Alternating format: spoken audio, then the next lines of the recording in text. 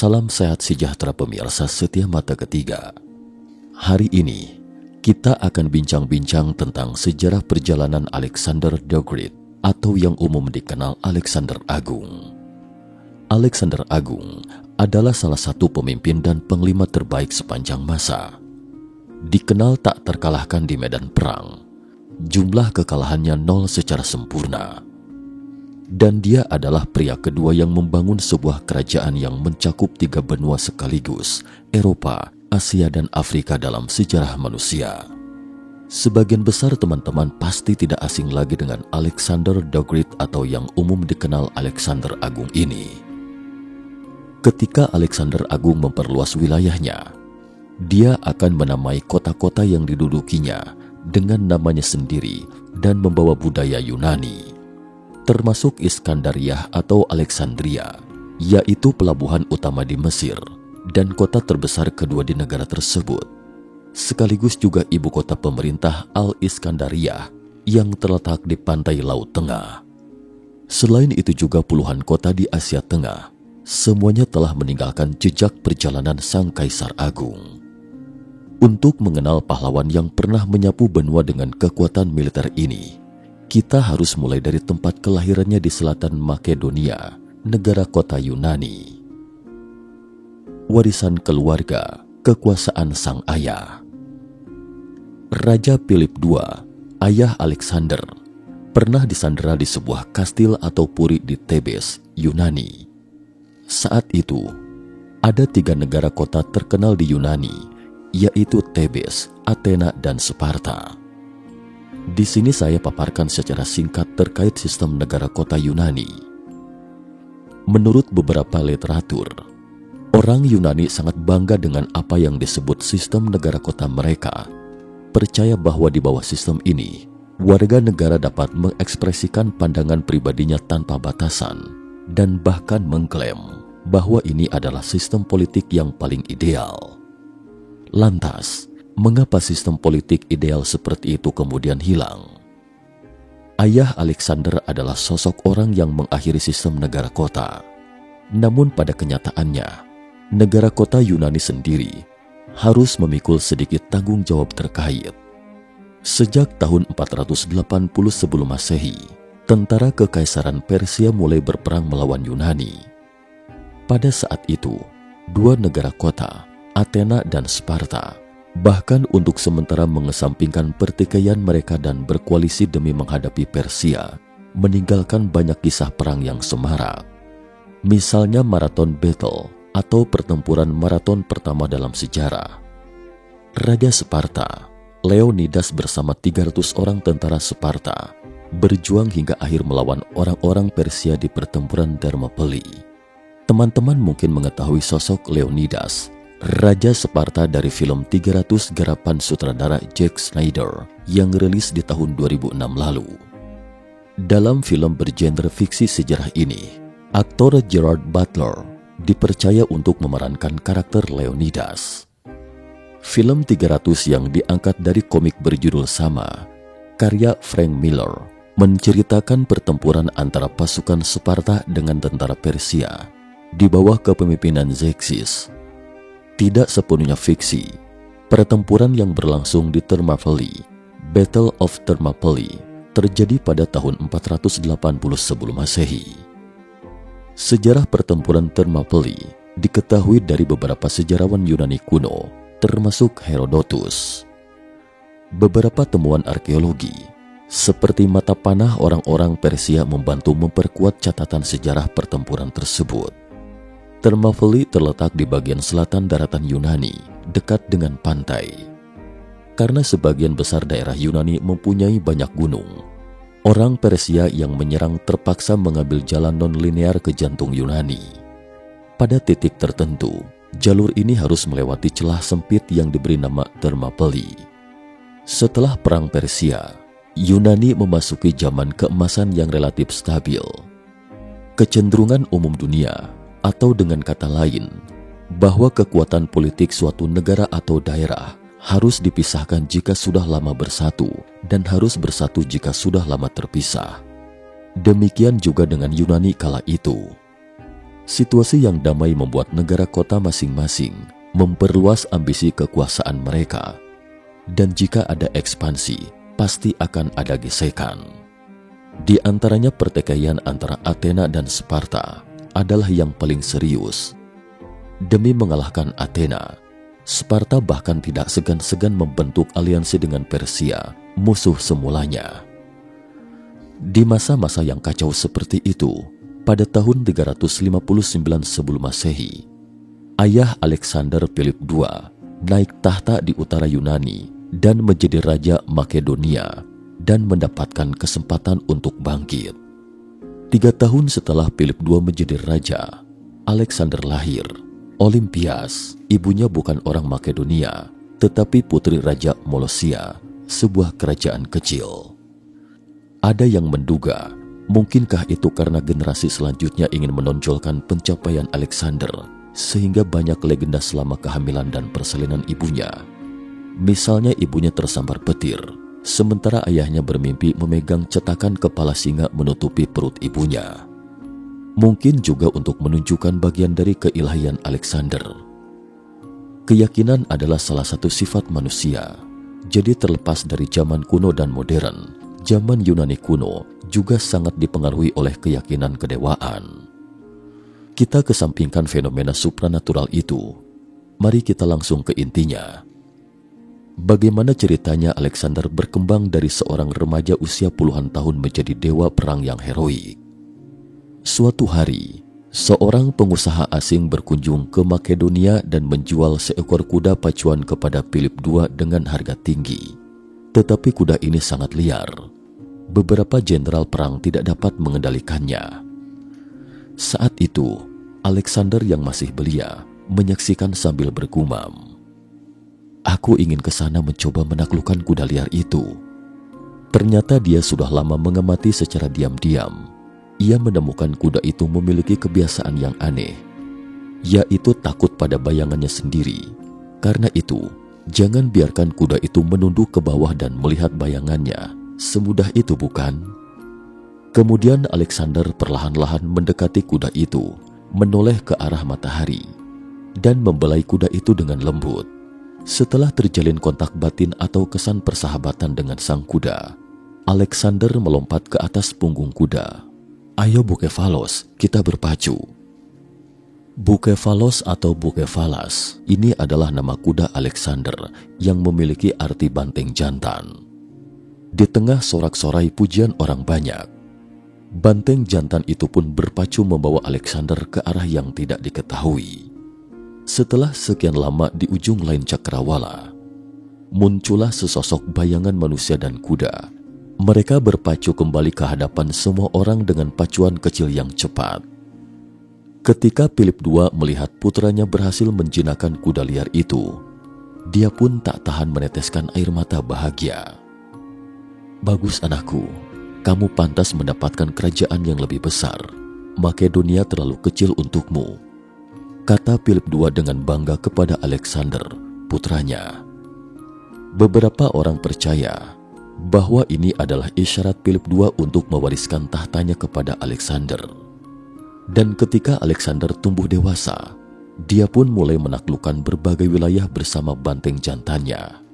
Alexander sangat menyukai banteng jantannya, bahkan pernah mengedarkan koin uang dengan ukiran gambarnya. Dikatakan bahwa kuda itu hidup sampai usia 20-an hingga 30-an tahun, dan akhirnya mati di dekat wilayah Palestina saat itu. Alexander membangun sebuah kota atas nama Bucephalos untuk mengenang sahabat setia yang tumbuh bersamanya. Melihat bakat putranya yang luar biasa, Philip II pun merumuskan rencana pelatihan yang lebih ketat untuk putranya.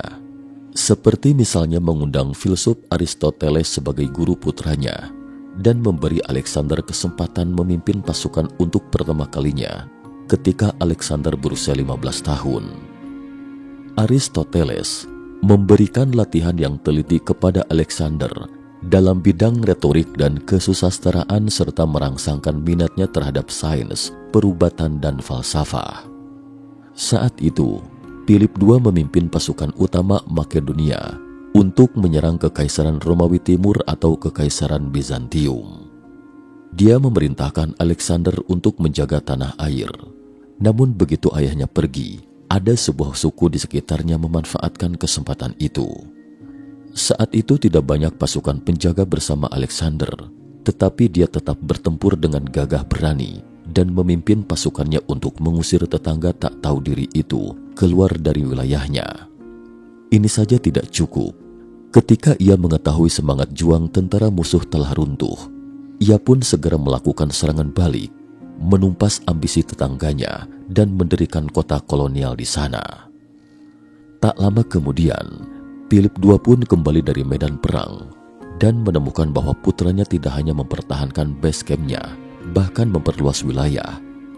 Perasaan Philip bercampur aduk antara sedih, bahagia, kecewa, senang sekaligus bangga dengan aspek terjang putranya. Mengapa begitu?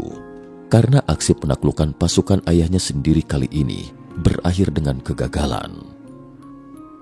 Dengan pengalaman ini, Philip II memutuskan untuk memberi putranya lebih banyak kesempatan menunjukkan keperkasaannya dalam perang. Ketika Alexander berusia 18 tahun, di usia yang bagi orang-orang sekarang sedang mempersiapkan ujian masuk universitas. Pada saat itu, Alexander justru turut serta bersama pasukan pimpinan ayahnya, Philip II ke Yunani, sibuk berperang di dua negara kota utama Athena dan Thebes dalam pertempuran Kaironia 338 sebelum Masehi. Karena sejarahnya yang panjang, sehingga detail terkait jumlah pasukan dan kekuatan militer maupun metode tempur ini sebenarnya tidak terlalu akurat. Menurut sebagian besar sejarawan modern, bahwa kekuatan yang dikerahkan pasukan Makedonia dan aliansi beberapa kota negara Yunani, pimpinan Athena dan Thebes mungkin tidak jauh berbeda. Tapi hasil akhir dari perang itu adalah Makedonia meraih kemenangan besar, dan kemenangan itulah yang mendorong negara-negara kota Yunani ke pertikaian selanjutnya. Saat itu, Yunani adalah pihak yang bertahan. Mereka menunggu kesempatan dan dengan lokasi yang strategis, mereka membentuk formasi di sepanjang dataran tinggi, sehingga garis depan kedua pihak agak melengkung dan tidak menjadi dua garis sejajar. Ada dua kelebihan dari metode formasi ini. Pertama, cocok dengan posisi gunung. Kedua, jika kondisinya memungkinkan, maka dapat menempatkan pasukan elit di sisi yang dekat dengan musuh dan menempatkan pasukan yang lemah ke tempat yang relatif jauh dari musuh. Ini bukan pertama kalinya negara kota Yunani menggunakan taktik demikian. Sementara pasukan tempur utama di pihak Yunani dibagi menjadi tentara Athena di sebelah kiri, tentara Thebes di sebelah kanan, dan askar suci Thebes yang terdiri dari sekitar 300 personel. Askar suci Thebes lebih menarik. Konon mereka telah menjadi tentara selama lebih dari 40 tahun dan tak pernah terkalahkan. Para prajurit dibentuk berdasarkan hubungan cinta sesama jenis Yunani kuno. Dalam pasukan mereka, ada 150 pasang pria dewasa dan laki-laki muda. Mereka sudah mengerti satu sama lain meski tanpa ucapan seakan memiliki kontak batin. Tentu saja, sekiranya perlu diklarifikasi dulu. Terkait ini, mungkin ada yang akan berkata, bukankah itu homoseksualitas zaman now? Tidak ada jawaban pasti terkait ini. Tetapi dalam dialog antara Socrates dan Plato, disebutkan beberapa konsep orang-orang pada waktu itu. Dikatakan, kebahagiaan terbesar bagi seorang pemuda kala itu adalah berharap ditemani oleh seorang kesatria senior yang berwibawa, tulus dan mulia dalam pertumbuhannya. Sedangkan kebahagiaan terbesar bagi seorang kesatria senior adalah berharap bertemu atau berjodoh dengan seorang pemuda yang tulus mencintainya. Saya hanya bisa mengatakan bahwa ini adalah belenggu antara pribadi yang agak rumit yang tidak dapat dijelaskan dengan sepatah kata. Di bawah belenggu seperti itu, askar suci Thebes telah banyak unjuk gigi dalam perang suci, termasuk perang dengan Sparta. Saat itu mereka menggunakan strategi yang diorientasikan pada garis depan. Oleh karena itu, Yunani mungkin ingin meniru pengalaman sukses mereka. Di sisi lain, pasukan Makedonia, Philip II menempatkan dirinya di sayap kanan lebih dekat ke musuh, Sementara sayap kiri diserahkan kepada Alexander, putranya, dan juga mengirim beberapa veteran berpengalaman untuk membantunya. Setelah mengetahui gambaran singkat medan perang di atas, apakah Anda menemukan sesuatu yang tersirat di dalamnya? Dari sudut pandang ilahi, dua unit pasukan tempur terkuat masing-masing pihak kemungkinan besar adalah pasukan Alexander dan askar suci Thebes, tetapi keduanya berada di garis depan yang paling jauh satu sama lain. Setelah perang digelar, pertempuran antara Philip II dan Athena bisa dikatakan menemui jalan buntu. Jadi dia memutuskan untuk mundur sedikit dan bermaksud pindah ke dataran tinggi untuk bertempur. Ada yang mengatakan bahwa ini adalah strategi kekalahan palsu. Diodoros Sikolos, sejarawan Yunani abad pertama sebelum Masehi, meninggalkan sebuah catatan yang berbunyi, Alexander muda sepertinya ingin menunjukkan keberaniannya kepada ayahnya. Alexander melompat ke atas kuda pacu kesayangannya dan berteriak, "Ayo Bukefalos, kita serang." Front sayap kiri Alexander dengan cepat mempersempit jarak dengan askar suci Thebes. Akhirnya front Yunani yang semula kuat mengendur. Pertama ada celah antara kekuatan utama Athena dan Thebes. Alexander memerintahkan barisan Phalanx, yaitu barisan infanteri dengan persenjataan tombak panjang, sarisas, untuk memblokir celah tersebut dan menghadapi kekuatan utama Thebes dan askara suci Thebes. Pasukan koalisi Yunani menemukan bahwa pasukan sekutu mereka telah dikalahkan, sehingga mulai takut dan ciut. Sementara itu, melihat kedikdayaan Alexander, putranya, Philip II segera memimpin pasukan utama Makedonia untuk bergabung dalam pertempuran, hingga akhirnya memecahkan kebuntuan semula dan meraih kemenangan. Setelah pertempuran Chaironia, askar suci Thebes bisa dikata musnah. Menurut penelitian sarjana klasik George Law Cackwell, bahwa pernah ada sebuah patung singa di dekat medan perang yang konon didirikan untuk mengenang askar suci Thebes. Di bawah situs patung tersebut ditemukan lebih dari 200 kerangka dan jumlahnya kebetulan sesuai dengan berdirinya askar suci Thebes kala itu.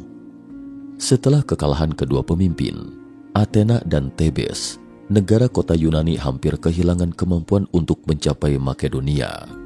Namun Philip II tidak bermaksud melakukan pembantaian sampai ke akar-akarnya. Tujuan utamanya melancarkan perang adalah untuk memberitahu Yunani jangan pernah melawan Makedonia. Dan selanjutnya, Makedonia masih memiliki rencana besar untuk melakukan ekspansi ke Persia. Setelah kekalahan di Chaironia, kebijakan Yunani kehilangan kekuatan terakhir mereka untuk pertarungan terorganisir melawan Philip. Negosiasi dimulai untuk masa depan Hellas. Hasilnya adalah pembentukan persatuan Korintus. Saat itu orang Yunani menemukan diri mereka dalam posisi tergantung dari Raja Makedonia, meskipun secara formal mereka mempertahankan hukum lama. Persatuan itu dibuat dengan dalih perjuangan masa depan melawan Persia. Tentara Makedonia Philip tidak dapat mengatasi despotisme timur sendirian. Kebijakan Yunani setuju untuk menyediakan raja dengan pasukan mereka sendiri. Philip diakui sebagai pelindung semua budaya Helenik. Setelah penyatuan Yunani yang sukses di bawah pemerintahannya, Philip akan menyatakan perang terhadap Persia. Namun rencananya digagalkan oleh pertengkaran keluarga. Pada 337 sebelum Masehi, Philip II menikahi Cleopatra Eurydice, wanita bangsawan Makedonia.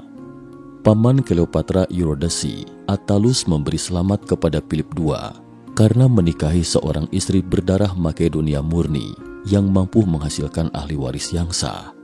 Alexander yang hadir di sana merasa dihina, meneriaki Attalus. Philip II marah kepada Alexander atas sikapnya itu. Akibatnya, Alexander dan ibunya pergi dari rumah. Philip II tidak dapat membiarkan negaranya berantakan dari dalam hanya karena konflik dengan Alexander. Dan setelah negosiasi yang panjang, ia berdamai dengan putranya. Namun pada 336 sebelum Masehi, di perayaan pernikahan saudari kandung Alexander the Great, Philip II dibunuh oleh pengawalnya sendiri yang bernama Pausanias. Namun tidak diketahui apa yang memotivasi si pembunuh. Sejarawan tidak memiliki bukti kuat tentang keterlibatan siapapun dalam konspirasi. Ada kemungkinan bahwa ibu kandung Alexander Olympias berdiri di belakang Pausanias, dan versi pembunuhan yang direncanakan Alexander juga tidak dikesampingkan. Bagaimanapun, tragedi yang pecah pada 336 sebelum Masehi ketika itu membawa Alexander berkuasa melanjutkan tugas ayahnya. Segera setelah itu, Alexander dan pasukannya menaklukkan banyak negara. Alasan keberhasilan ini tersembunyi tidak hanya dalam bakat militer Alexander, tetapi juga reformasi Philip selama bertahun-tahun. Dialah yang menciptakan pasukan yang kuat dan ekonomi yang stabil, dan berkat putranya menaklukkan banyak negara. Nantikan sambungannya pada episode terakhir. Sekian dan terima kasih atas perhatiannya.